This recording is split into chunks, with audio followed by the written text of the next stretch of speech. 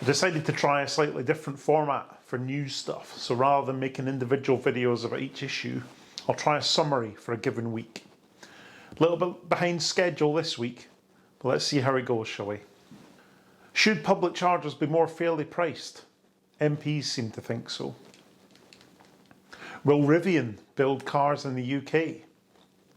And do you have a Wallbox or Project EV home charger? If you do, you need to take action now.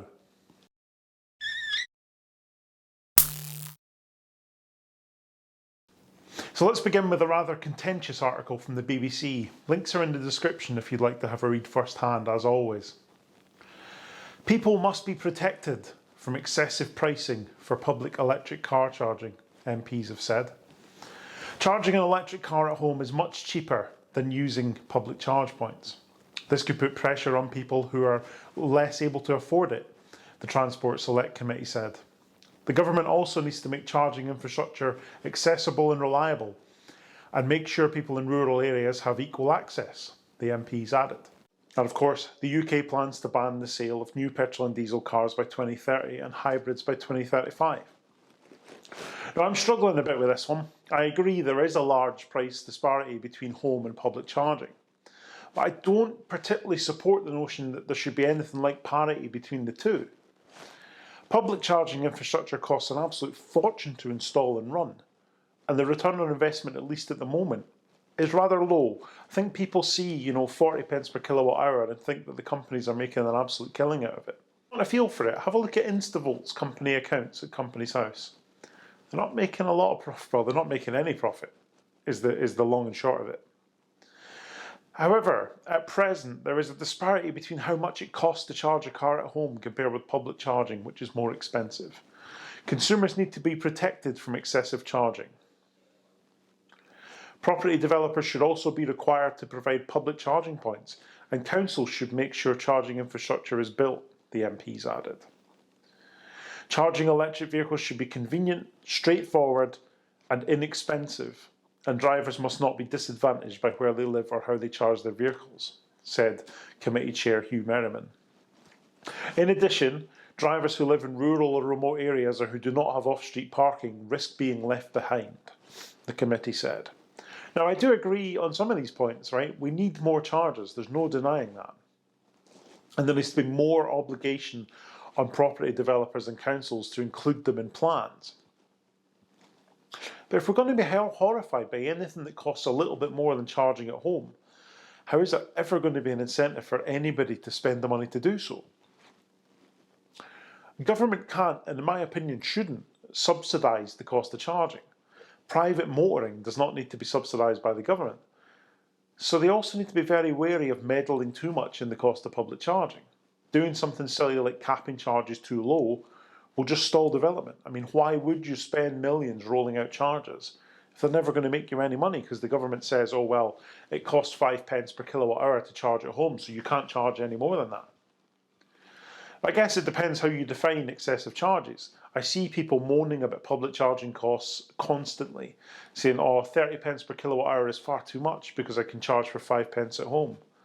Well, if we're going to call those kind of charges excessive, then UK EV adoption is going to hit the skids very quickly, isn't it? Time will tell, but I am a bit worried about the precedent this is setting. I get maybe go after the Ionities of the world and their excessive charges, but if you're going to call anything that's more expensive than standard domestic charging too expensive, nobody's ever going to bother installing chargers anywhere, are they? So unless you want the government and therefore the taxpayer to foot the bill, it's not going to go anywhere. There needs to be incentives. It'll be very interesting to see where that leads. Next up, will Rivian build vehicles in the UK?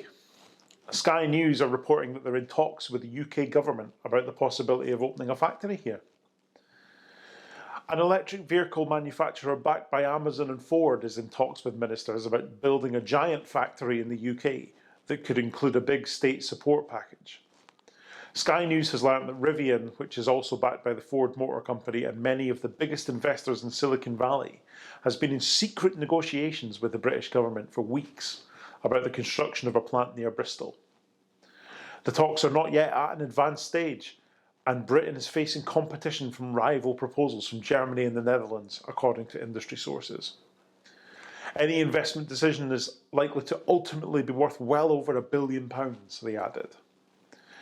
Rivian raised another $2.5 billion from investors earlier this month, taking the total sum it has raised since 2019 to a gargantuan $10.5 billion. The talks with ministers are understood to be focused on a facility to manufacture vehicles rather than the batteries that power them, although insiders said the negotiations were fluid and could yet shift towards a gigafactory. Everybody loves that term gigafactory, don't they? Tesla coined it, but now anybody does anything involving a battery is a gigafactory. It could be very good news for UK car manufacturing, this. It's early days yet, of course, but we'll see where it goes. Now finally, quite an alarming report of vulnerabilities in two popular home chargers from Wallbox and Project EV. Well worth paying attention to this BBC report if you've got one of those, I think. Security researchers have discovered failings in two home electric car chargers. The researchers were able to make the chargers switch on or off, remove the owner's access, and show how a hacker could get into a user's home network. Most of the faults have now been fixed, but owners are being told to update their apps and chargers in order to be safe. It comes as proposed new legislation on cybersecurity for appliances, including chargers, is published. Two home chargers, Wallbox and Project EV, both approved for sale in the UK by the Department of Transport, both eligible for the OZEV grant, of course, were found to be lacking adequate security when used with an accompanying app for smartphones. A cybersecurity researcher at Pen Test Partners discovered the vulnerabilities. On Wallbox, you could take full control of the charger. You could gain full access and remove the usual owner's access on the charger. You could stop them from charging their vehicles and provide free charging to an attacker's vehicle. Project EV had a really bad implementation on the back end. Their authentication, where it existed, was pretty primitive, so an attacker could easily escalate themselves to be an administrator and change the firmware of all the chargers. Researchers also found it would be possible in cases where the chargers were connected by Wi-Fi to the home network, which, let's be honest, most of these smart chargers are, for hackers to also gain access to that network. So there's a link in the description for this, and also to the report from Pen Test Partners who carried out the testing. Now, as some of you know, I work in the cybersecurity industry in my day job, and Pen Test Partners are one of the best in the business. I can tell you that right now. Some people seem to be shrugging this off when the news broke. Some were saying, oh, it's not a big deal. Some were getting bogged down in the pedantry of, oh, you don't have a charger attached to your house. You've got an EVSE, electric vehicle supply equipment, that simply provides power to the vehicle. I mean, it's completely irrelevant, of course.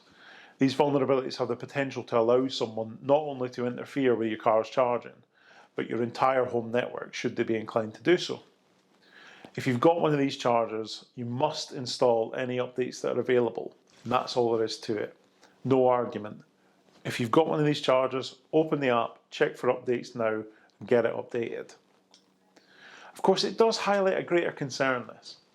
Internet of Things security for all sorts of devices, be it an EV charger, smart fridge, light bulbs, whatever, is seriously lacking.